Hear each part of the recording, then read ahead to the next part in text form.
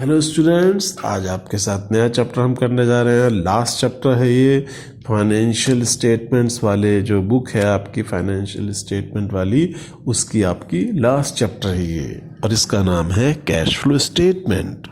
तो cash flow statement के नाम से पता चल रहा है कि कैश का आना और जाना, ठीक है। तो ये स्टेटमेंट वो स्टेटमेंट है जो ये दिखाता है इनफ्लो एंड आउटफ्लो। इनफ्लो मतलब पैसे का आना, आउटफ्लो मतलब पैसे का जाना। Inflow and outflow of cash and cash equivalent during a period under report, यानी कि एक पर्टिकुलर पीरियड के अंदर इसको बनाया जाता है ये जानने के लिए कि हमारे पास अवेलेबल कितना कैश है और कितना कौन सी एक्टिविटी में यूज़ हुआ है या आया है। देखिए, अब इसमें दो तरीके होते हैं, डायरेक्ट एंड इनडायरेक्ट। हम डायरेक्ट मेथड को ही कंटिन्यू करेंगे, यही हमारे सिलेबस में अकाउंटिंग स्टैंडर्ड 3 के अंदर कैश फ्लो स्टेटमेंट आता है। Cash inflow and outflow occur through the 3 activities. 3 activities के थ्रू पैसे का आना या जाना होता है। वो 3 एक्टिविटी हैं cash flow from operating activity, cash flow from investing activity and cash flow from financing activity. कारण क्या, देखिए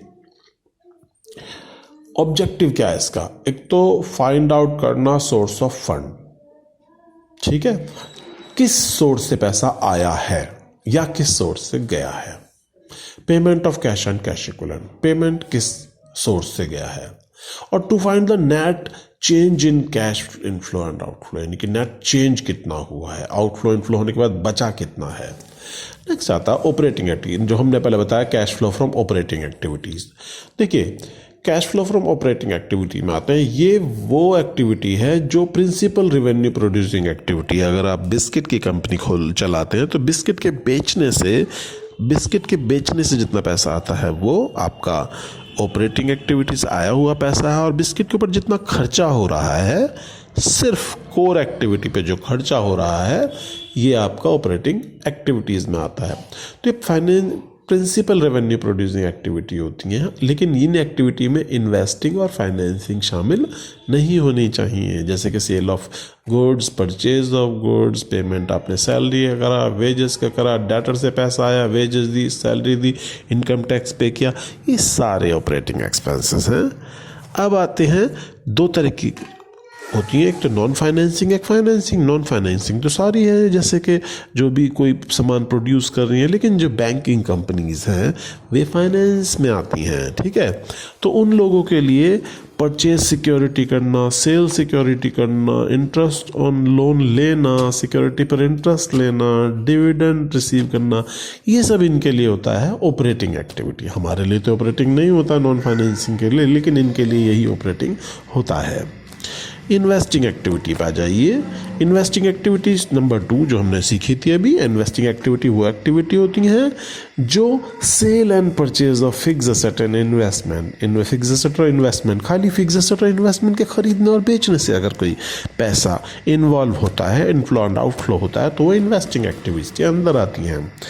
जैसे कि फिक्स एसेट और इन्वेस्टमेंट में क्या आता है, जैसे कि fix asset land, building, plant, machinery, कोई बड़ा इन्वेस्टमेंट, या इनको बेचने से जो पैसा आए, या फिर receive, interest received, rent received, dividend received, ये सारी की सारी भी इन्वेस्टिंग एक्टिविटीज़ का ही पार्ट है। अब आते हैं फाइनेंसिंग एक्टिविटी कौन सी होती हैं। आपने सीखा था financing activity owner fund, borrowed fund, इनके साइज शेप में जो चेंज कर दे वो है फाइनेंसिंग एक्टिविटीज़। फाइनेंसिंग एक्टिविटीज़ में आते हैं इश्यू करना, शेयर इश्यू करना, डिबेंचर इश्यू करना, ठीक है, या फिर इनके रिडम्पशन करना, पेमेंट ऑफ डिबेंचर, ठीक है, यानी कि redemption of debenture, redemption of preferential share, या लोन लेना, ठीक है, या रिपेमेंट ऑफ लोन करना, या डिविडेंड पे करना, इंटरेस्ट पे करना, interest on loan, cash credit लेना, बैंक ओवरड्राफ्ट। तो ये सारे के सारे, अंडरराइटिंग कमीशन पे करना, ये सब क्या है, फाइनेंसिंग एक्टिविटीज़ में आते हैं, ठीक है। लेकिन बोनस शेयर का इश्यू करने इसमें नहीं आ सकता, because it does not involve cash and cash flow, ठीक है। अब आगे आते हैं हम, ये हमारा format cash flow from operating activities का फॉर्मेट है। अब cash flow from operating activities में हम सबसे पहले लिखते हैं net profit before tax and extraordinary item. इसे कैसे निकालेंगे, इसको क्लिक करा, पीछे देखेंगे इसे हम। प्रॉफिट आफ्टर टैक्स पता है ना, प्रॉफिट आफ्टर टैक्स से बिफोर टैक्स कैसे बनाएंगे हम, आफ्टर टैक्स से बिफोर टैक्स कैसे बनाएंगे। पहले भी किया था हमने, अब फिर कर रहे हैं हम इसी काम को। तो इसमें हमें 4 चीज़ें, क्या, provision for tax, dividend paid यानी प्रपोज डिविडेंड, इंटरिम डिविडेंड और ट्रांसफर टू रिजर्व, ये 4 चीज़ें, 2 डिविडेंड और 2 प्रोविजन एंड रिजर्व, ये हमें इसमें ऐड बैक करने होते हैं क्योंकि हम इसमें से हटा चुके हैं। तो इसे वापस ऐड बैक करके हमें, क्योंकि ट्रू कंडीशन निकालनी है, ठीक है। और एक्स्ट्रा ऑर्डिनरी आइटम वो आइटम होते हैं जो नॉर्मल कोर्स ऑफ बिजनेस का पार्ट नहीं होते हैं, अचानक से अराइज होते हैं, जैसे कि मुझे क्लेम देना पड़ गया, ठीक है। ऐसे ही refund of income tax minus करना है क्योंकि पैसा वापस आ गया हमारा। एक्स्ट्राऑर्डिनरी आइटम इनकम, जैसे कि अचानक से मुझे इंश्योरेंस क्लेम रिसीव हो गया, तो वो एक्स्ट्राऑर्डिनरीज में आते हैं, ये माइनस होंगे और ये सारे प्लस होंगे।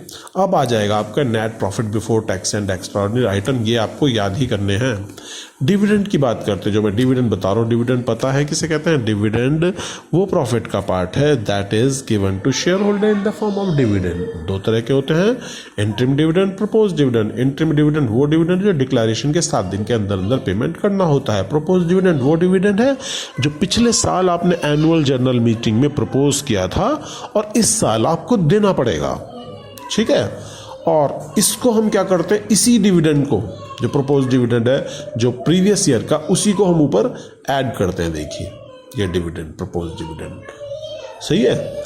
और क्योंकि और करंट ईयर का डिविडेंड तो अभी नहीं देंगे, करंट ईयर को तो अगले साल देंगे, इसलिए करंट ईयर के डिविडेंड को इसमें नहीं लाते क्योंकि इसको हम पेमेंट नहीं कर रहे हैं, इसको सिर्फ इन्फॉर्म कर रहे हैं। और ये इसको नोट टू अकाउंट करके लायबिलिटी में दिखाएंगे, लायबिलिटी में भी नोट टू अकाउंट के अंदर इसे दिखाएंगे हम, ठीक है।